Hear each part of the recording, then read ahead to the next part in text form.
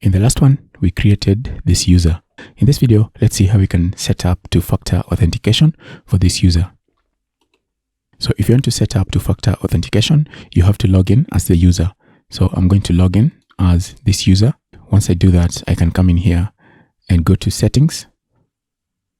And here under settings, if you just scroll down, you're going to see something about two-factor authentication. You can enable two-factor authentication. Just click on the link there. Here we have the QR code. I'll just need to scan this QR code. Scan it on your phone with Google Authenticator. It's been added on my authenticator. The next step is just scroll down. So scroll down to this part, input the code that is currently showing on your authenticator app. And if I just click outside, the button will be activated and I can click on activate. Once I do that, I can save.